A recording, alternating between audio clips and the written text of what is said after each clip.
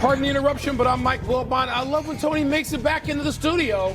I'm Tony Kornheiser. Actually, I'm on the toilet at home, and this is a hologram. Okay, aren't holograms like done? Don't you have to be a meme now? What is a hologram? Hologram is old stuff, right? I don't know. 90s? I don't know what a meme is. I don't know what a hologram is. That puts me away from 95% of the people under 20. That's all they do. Don't know what a meme is. Send each other memes all day. Welcome to PTI, boys and girls. In today's episode, Trevor Lawrence's job status, baseball playoff races, and Jeff Saturday joins us for 5 good minutes. But we begin today with Washington's stunning victory in Cincinnati last night, behind a fabulous performance by rookie quarterback Jayden Daniels. The second overall pick in the draft went 21 of 23, 254 yards, 2 touchdowns, no interceptions. Daniels also ran for a touchdown. Wilbon, which is the bigger news, the performance of Daniels or that the Bengals are now 0-3? I know this will come to a shock to you as a shock to you, but I still sort of live in Washington, D.C. Occasionally. Yeah. And Jayden Daniels, and I think, Tony, even if I wasn't here, no matter where, if you could have been on the moon, I want you to listen to me because I don't care about any of the numbers. The kid threw a perfect game. Yeah. He threw a perfecto. The 2 incompletions, one was a miscommunication. I don't remember the other. He threw a perfect game. He's a rookie. We've seen the other rookies struggle. Even if they get a little bit better, Caleb Williams, Bo Nix, they struggle because they're rookies, and so had Jayden Daniels. He didn't struggle last night. He took Cincinnati apart. Every throw, short throws, intermediate throws, and God knows the most beautiful deep balls, those are like Terry Bradshaw or Darryl LaMonica, the deep balls that were caught for touchdown passes. It was a perfect game. I don't want to try to project yet. I get it's week 3.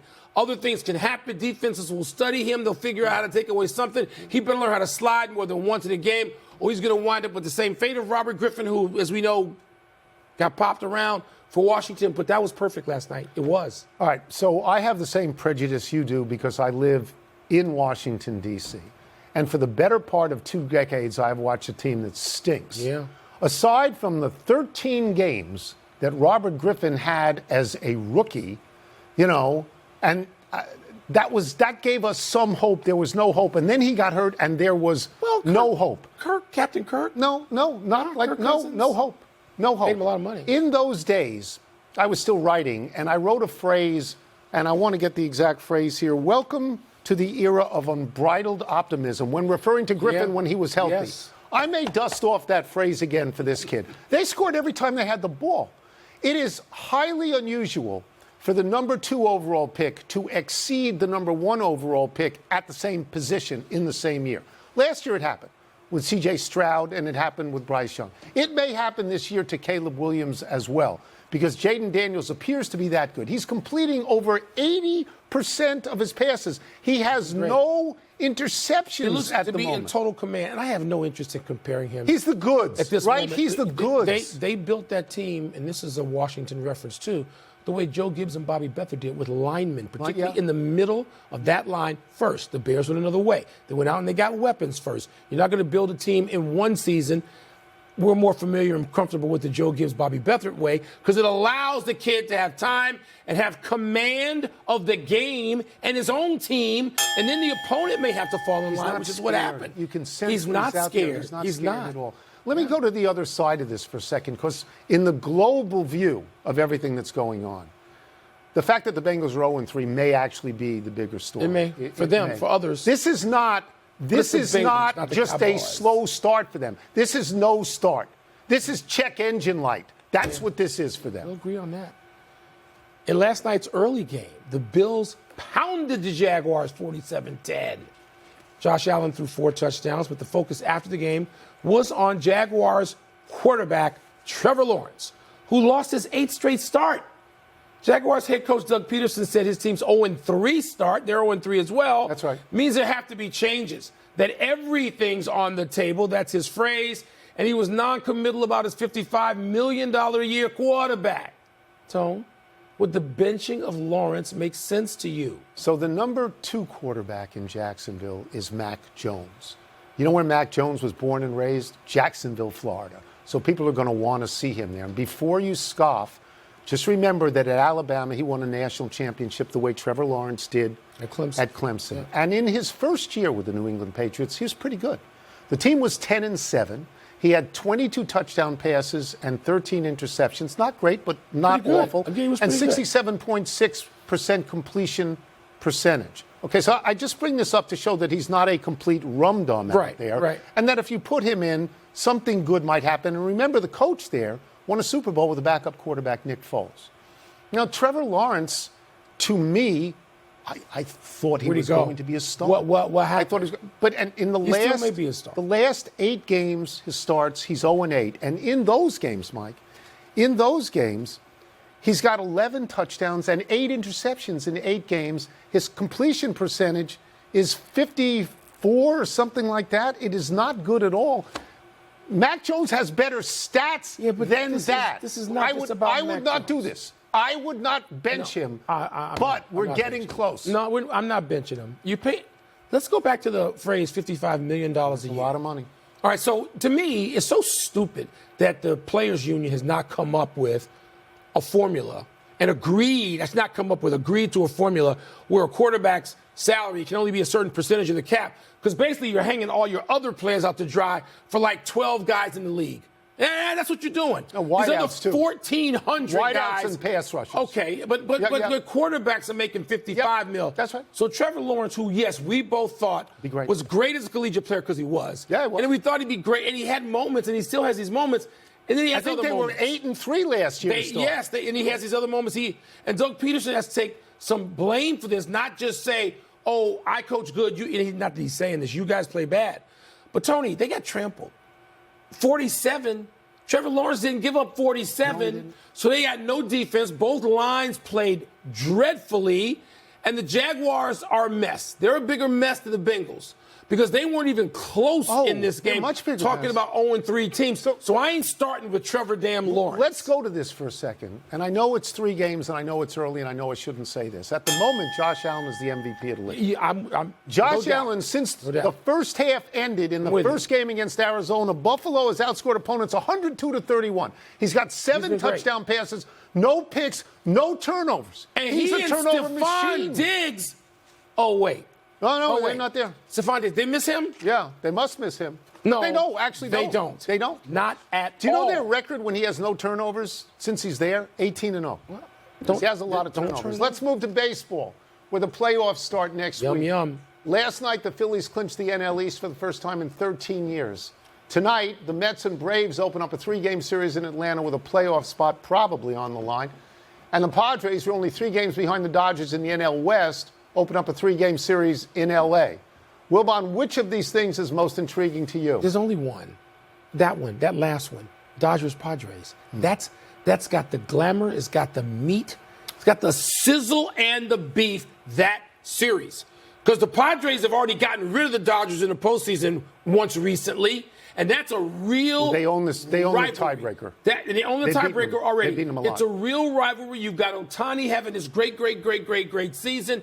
You got, talk about a team feeling themselves all the time, all the members of that team is the Padres. Tony, I don't care about any of that stuff at or near I-95 or I-85 with the Braves. Dodgers, Padres. Yeah, that's a very predictable answer, and it's predictable you would say I-95. Sunshine, baby. Here's the thing. The Dodgers and Padres, that has glamour, but it doesn't have the allure of the Mets and Braves for this reason. What? They're both in. They're both in the playoffs. Okay. Now, the Mets and the Braves are fighting for a playoff spot, and the only way they can both get in is if Arizona tanks. All right? Awesome. And what makes the Braves and Mets interesting to me is I never thought the Braves would have to struggle to get in the playoffs because they've been a dominant team for years. They've had. That's right. They lose Acuna for the entire year. They lose Spencer Strider, who won 20 games for the year. They lose a lot of other guys for large periods of time. Chunks. And the Mets, since June 3rd, and I didn't realize this till today. Best record, right? 62-34, best in baseball. Yeah. Now, Mike, nobody could have predicted that. You know why? Because last year at the trade deadline, they sold everything they had like scrap metal. Nobody predicted this. They sold off the right parts, and yet you don't want to give Frankie Lindor any credit. I'm giving him credit. I'm giving him up credit. There, at least in the discussion for MVP. He finishes second. Okay. Shohei Ohtani finishes first. And by the way, I was surprised, and maybe you were too. I didn't realize the Phillies hadn't won that division in 13 years. Yeah. It took a while. The Phillies But are a wild card, complete team. What it also says to you is you don't need to win the division necessarily. The way baseball's structured now, you need to be hot and get in at the right time. I know the teams have done it fairly recently. The Cubs did it in 16. But you can also win it with the wild card. You get hot at the right time. And if you got two pitchers and you got them lined up and they can be healthy, all of that stuff works in your favor. By the way, Padres have that. All of that works to your favor in the playoffs. Yes. But not over 162. You have to be built differently but for the Mets have 162. done it over about how many games is that? About 80? Probably 80. Well, June 3rd, It's been a good run. more. It's going to be a good run. It'll for be the 100. And it's utterly unexpected. They were the biggest disaster in baseball last year. They spent the most money and they stunk. Well, they pulled themselves together. I'm going to call you in the middle of the night and say, wake up, Dodgers-Padres is starting. Do you honestly think I would let that phone call go through? What are you, nuts? Let's take a break. Coming up, should the Chiefs feel solid or shaky about their start? We're going to ask Jeff Saturday. We'll also ask him whether he would have been okay with the Bears' goal line play calling. Let me go back to Josh Allen. He's been great. Please. He has been great, Josh Allen. Yeah. No, he's not as good as Jaden Daniels. Because Jaden Daniels threw a perfecto. Please stop. He went Don Larson last night. Please stop. Don't say he's not as good as Jaden Daniels. Not for last night. One game. Oh. Time to get into the football trenches with our great friend ESPN NFL analyst Jeff Saturday. Let's start with this. The Chiefs are 3-0. But as Wilbon points out all the time, they could be 0-3. As a player in this circumstance, are you feeling on top of the world being 3-0 or kind of shaky because they're close games? On top of the world. We don't care about close games. We don't care about what Wilbon says about we could be 0-3. Baby, we 3-0. I don't want to hear what ifs and coulds and woulds. That ain't nothing for losers. We're 3-0, baby. We win them all. We ain't worried about what everyone else thinks about us. We're on top of the world. I told you that yesterday, Wilbon. I told you that. 3-0. I just said to you know. All right, speaking of 3-0 and on top of the world, the Steelers are 3-0. Arthur Smith is my absolute hero, Jeff, because he says we're going to run the ball until the defense taps out. This is grown man sports in any sport. Do it until the opponent stops it. But is that not done anymore at all? Why are coaches afraid to take this approach? The commitment that Arthur Smith, fellow Tar Heel, by the way, has to the run makes every offensive lineman in the league want to go play for him. Zach Frazier, the West Virginia rookie who's now their center, he's got a nasty disposition. He's had a heck of a first 3 games. But with Fields and that offense, they literally want to impose their will on defenses and force them to change their game plan. Then it opens up things for Fields on the back end. And, oh, by the way, it matches how they want to play on defense. They want to be physical. They want to be downhill. Watt wants to hit you in the mouth. Highsmith, they want to play. Queen, they all want to play a nasty style of football. And so when Arthur Smith tells you that if the offensive coordinator is dedicated and committed to going and establishing this type of game plan, everybody on the offensive line is happy and excited about it. Most guys won't do it. They want to they want to throw the ball down the field, spread it out, do all these things. He's not worried about numbers. He's worried about wins. It's been impressive these first 3 weeks. Man. Jeff, as a lifelong Bears fan, I know nothing as a fan about passing the football, but I used to know about power running. But the Bears got a lot of criticism, I thought valid, for running outside on 4th and goal from the 1. When you're in the huddle as an offensive lineman, are you skeptical of that play call, or are you okay, depending on the circumstances, with the decision to go wide like that? Yeah, it depends on the circumstance. And I understand people's frustration when you talk about, well, it's further to get there. There's all in the NFL, you call it bubble. Like where's the last defensive lineman body where it creates a bubble between he and a linebacker? So you try to find the soft spot of that, knowing that on the goal line, you're going to get a lot of pinches or slants from defensive tackles and linebackers shooting the gaps to try to meet the running back as he gets to the line of scrimmage or behind the line of scrimmage so he can't get in the end zone. So there are times when you do want to hit that C-gap run. The issue is that means your tight ends and tackle have to be extremely physical and kind of wash or cave a side down, which is not easy because those bodies out there are about the same size. The difference in the middle is that's usually where your biggest and strongest offensive linemen play, and so you usually get the most yardage out of those. And you saw Tom Brady, all those old school QB sneaks that those guys pull off and could execute. When you go to that C gap, it's going to be a handoff again. All that takes a little more time, but there are moments when on a C gap run, you're happy they hit it on the goal line. I will get you out with one more question. By the way, I liked your reference, fellow Tar Heel, with Arthur Smith. Say hi to James Madison for us when you get a chance, Jeff. Here we go. Jaden Daniels. I knew I'd embarrass you. Jaden Daniels, his first NFL touchdown pass was also the first touchdown reception by right tackle. Right tackle, I emphasize, Trent Scott. You're an offensive lineman. Who should get to keep that ball? This might be the greatest question I have ever been asked in my entire life. And the answer is easy as the offensive lineman. Jaden Daniels is going to throw 1 million touchdowns. That ball will be lost in the bottom of some pile with dust on it in 3 months, right? He'll get Rookie of the Year, all these awards. He's going to get more attention. You give that to that big man who earned it. Did you see the route? Did you see the hands?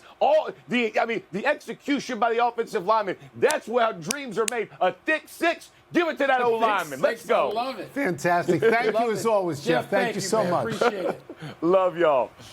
Let's take one last break. Great. Still to come, Jerry Jones discusses whether he's to blame for the Cowboys' struggles. Of course he is. That's easy. And the WNBA playoffs resume tonight. Upsets? But that's a standing headline where it goes, Jerry Jones discusses. And then you just fill in the blank. So because what he's it's gonna be talking every week, single day. You know when that started? That started. Happy time, people. Happy 54th birthday, Mario Cristobal. The Miami football coach has the Hurricanes number 7 in the polls after piling up 209 points in successive victories over Florida, Florida A&M, Ball State, and South Florida. A lot of this is due to quarterback Cam Ward, who transferred in from Washington State. Ward leads the nation in touchdown passes with 14. He's second in passing yards. It looks rosy for Cristobal now in his 3rd year after taking the job at Miami, where he was born and raised and where he played college football. But Cristobal's first 2 years were dicey. He was 12-13 after leaving Oregon, where he'd been 35-13 and won 2 Pac-12 titles. I know Georgia, Alabama's this weekend, but I need a team to latch on to that's not an SEC team or not even in the big. I need a team, and I think it's Miami. I think college football is better when Miami is great, and they're potentially great with Cam Ward. Can I mention one thing? Miami's on I-95. Nice try. Yeah. Happy anniversary, Earl Campbell. On this day 46 years ago, in just his 4th NFL game, the overall number 1 pick of the Houston Oilers rammed through the Rams' 6-time Pro Bowler defender Isaiah Robertson on his way to what may well be the most memorable 16-yard run ever. Watch the video. See Campbell get his jersey torn off. Campbell's direct, powerful running style must have been what made Bum Phillips promise, quote, "We'll kick the door down," unquote. Campbell played just 8 seasons, most memorably in Houston, finishing up in New Orleans. He led the NFL in rushing the first 3 years of his career. Made 5 Pro Bowls and the Hall of Fame. Arthur Smith would know what to do with him. Run him. I'm not sure half the OCs in today's football. They say, well, he looks like a first down back maybe to me. I don't know if we have him in the game the rest of that. Keep running. Huh? What? Happy trails to Oakland for the owner of the A's. John Fisher issued a letter to team fans ahead of their last series in Oakland before moving to Sacramento and then Vegas. In it, Fisher says, quote, "I know there is great disappointment, even bitterness. I can tell you this from the heart. We tried. Staying in Oakland was our goal. It was our mission, and we failed to achieve it. And for that, I am genuinely sorry," unquote. What exactly is he talking about? This guy wants to move to Las Vegas. Hey, you own the team. You don't have to move the team. You could just stay. Well, you got to spend your own money because the state of California is not doing that. Let me just say, as a person who's been to Oakland 1,000,000 times in his life, I hate that Oakland has lost 3 teams. Yeah. The Raiders, the Warriors, even though it's just across a bridge, and now the baseball team. But Tony, it's like a mausoleum in there. You walk in there. I walk in on nights I would go to Warriors games, and you just walk in and look around. You're like, whoa, there's a Major League Baseball game going here. It's just sad. So, that Oakland, a real in the way sports that you place blame all quarterback bad play on coaching, you would blame this on the fact that the state of California does not pony up money to build stadiums. I'm not going to blame the state of California. If you are rich enough in the heir to billions, build your own stadium. The if Warriors did. Stay, just don't. If you want to stay. I don't like when owners, and I've experienced it here in Washington, when they say, we really want to stay, but we're going to go to Virginia. But it Anybody didn't work in out. mind here in Washington? A little bit. Yeah. Running out of show, and we go to the big finish. Let's do the it. White Sox can set the all-time record for losses in the season tonight. Do you like their chances? Tony, I don't feel good about this. I feel bad about it being a Southsider. And it's gonna happen one night. They got 6 games left. They're not gonna win them all. Utah State is joining the new Pac-12 with UNLV and Gonzaga possible to follow your thoughts. It's not the new Pac-12. It's the Mountain West, or it's the Big Sky. All right. You don't have the Pac-12 without USC and UCLA. I'm sorry. Jerry Jones told 105.3 The Fan that it's, quote, very fair, unquote, for the fans to blame him for the Cowboys' 1-2 start. Are you surprised? People need to stop listening to Jerry Jones. Just, what's the point of that? Seriously. They have something better to do with your time? The Raiders are sticking with Gardner Minshew, despite going to Aiden O'Connell doing Sunday's loss to the Panthers. Make any sense? New head coach, it's his call. It's the first big call. Okay. Last one, WNBA playoffs resume tonight. You smelling any upsets? No, the Liberty's going to win. The Aces are going to win. No, I don't see any upsets. This is a pounding. This is chalk, as we used to say. We're out of time. We will try and do better the next time. Ali Mercer and Ariel Lawrence, shout out. Not March Madness, September Madness in basketball. I'm Mike Wilbon. Same time tomorrow, Knuckleheads. You can get the podcast on the ESPN app or Apple Podcasts. And now, your sports center. I'm sad that they're leaving Oakland. Yeah, I am. Our PTI bonus topic. All right, Wilbon. Whose performance last night was more surprising, Trevor Lawrence's or Jaden Daniels? This is easy for me. Jaden Daniels. And Trevor Lawrence had already lost 7 consecutive starts going into last night. Yeah. So how surprising could it be that he lost his 8th? In those games, he's thrown like a total of 8 interceptions. Trevor Lawrence has not played well. It winds up his coach is now at least thinking somewhere in the back of his mind about the possibility of benching him. So you got a run-up of bad performance by Trevor Lawrence, shocked as you and I are, given what he was coming out of college and what he was at 8-3 last year. You have that. This kid is a rookie and he throws a perfect game. Perfect game. I don't care about the 2 incompletions. It was one real incompletion, and he threw the deep ball to Terry McLaurin. It looked like Terry Bradshaw to Lynn Swann. Perfect game on every level. Every throw he made it. That is a stunner, Tony. I couldn't even go to sleep after watching this game, and I'm not a fan of the Washington team. I was just stunned by this kid's performance. Yeah, I cannot sit here and say that I'm not surprised by what Jaden Daniels did. But I will say this, that he hasn't thrown an interception this year. That too. I know rookies struggle, and I know Caleb Williams is struggling and Bo Nix is struggling, but they're improving, but they're struggling. Yeah. He hasn't struggled. No. Jaden Daniels has not struggled so far this year, and there is, for somebody like me who has watched this team totally stink for about the last 2 decades and have quarterback problems year after year after year, with the exception of the rookie year of Robert Griffin, and then he got hurt, and so all hope was lost. But I have a sense that Jaden Daniels is going to be a very good quarterback.